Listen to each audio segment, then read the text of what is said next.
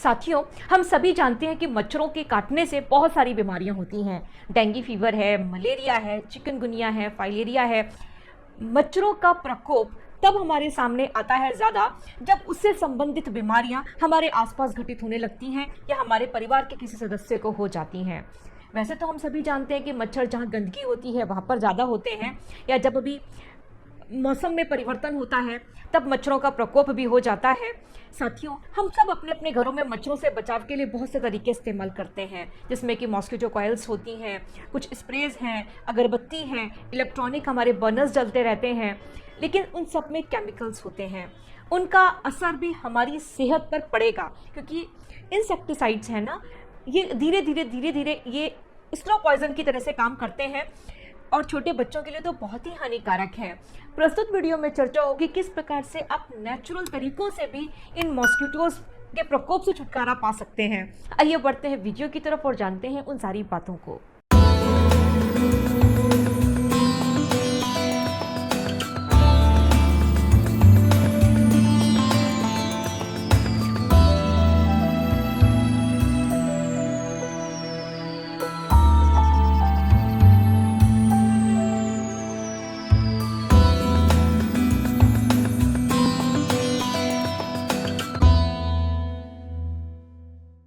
नमस्कार साथियों, मैं हूं आपकी अपनी डॉक्टर ऋचा वाशनी, संभव नेचर केयर हॉस्पिटल लखनऊ से स्वागत करती हूं आप सभी का घर बैठे चिकित्सा कार्यक्रम में।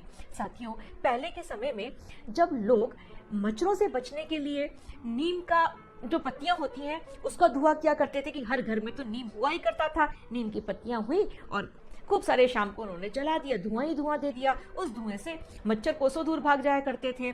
या फिर हर घर में तुलसी का पौधा होता था। कहते हैं कि जहाँ पर भी तुलसी का पौधा होता है वहाँ पर भी मच्छर नहीं आते हैं।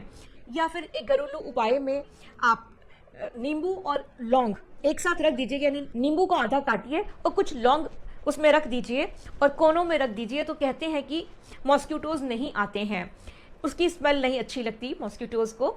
या फिर कुछ लोग जो लहसुन है उसको कली को कूट लेते हैं, पानी में उबाल लेते हैं और उस पानी का छिड़काव वो घर के कोने कोने में कर देते हैं, उससे भी मच्छर दूर भाग जाते हैं। साथियों, ये तो थे घरेलू उपाय जो आप सब लोग कर चुके होंगे।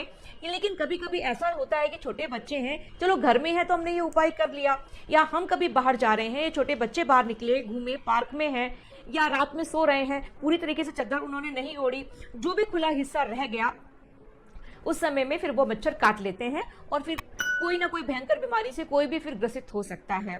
तो साथियों, रिसर्चर्स बता रही हैं कि कुछ ऐसे प्योर एसेंशियल ऑयल्स हैं जो कि बहुत ही ज़्यादा कारगर हैं, मॉस्किटो रेपेलेंट के तौर पर फेमस ही है, क्योंकि उनके स्मेल मॉस्किटोज को नहीं भाती।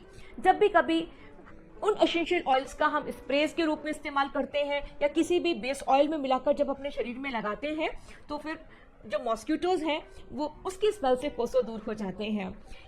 मॉस्किटोज मरते तो नहीं, लेकिन हाँ इतना है कि वो फिर पास में नहीं आते हैं।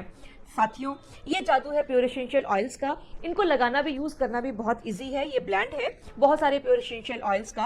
आप केवल जहाँ पर भी आप चेहरे पर लगा लीजिए, नेक पे लगा लीजिए, जो भी ओपन एरिया है शरीर का वहाँ पर आप लगा सकते हैं। बस खुशबू ही काफ़ी है और कुछ नहीं करना, कोई मसाज नहीं, कुछ नहीं, बस हल्का सा स्मेल से ही जो मॉस्किटोज हैं वो फिर आपके पास में नहीं आएंगे। तो कोई भी इसका इस्तेमाल कर सकता है। ये इतना सेफ है कि छोटा न्यूबॉर्न बेबी पे भी आप इसका यूज़ कर सकते हैं। कोई केमिकल नहीं है, क्योंकि जितने भी मार्केट में प्रोडक्ट्स हैं वो सब के सब जहरीले रसायनों से युक्त होते हैं और जो कि सेहत के लिए बहुत नुकसानदायक चीज़ है। तो इसका प्रयोग कोई भी कर सकता है। आप निगाह डालिए एक वेबसाइट के लिंक जहाँ पर ये मॉस्किटो रेपेलेंट अवेलेबल है, आप यहाँ से मंगा सकते हैं। साथियों, यदि आप भी किसी समस्या से ग्रसित हैं और समाधान चाहते हैं अरोमा थेरेपी से, तो आप मुझे नीचे कमेंट्स में लिख सकते हैं। आपके टॉपिक पर भी वीडियो बन जाएगी। जनहित में इस वीडियो को अधिक से अधिक शेयर करिएगा ताकि आपकी वजह से बहुत लोगों की हेल्प हो सके। आज के लिए बस इतना ही। मिलती हूँ किसी और वीडियो में किसी और नई बात के साथ। तब तक के लिए हमें आज्ञा दीजिए। नमस्कार।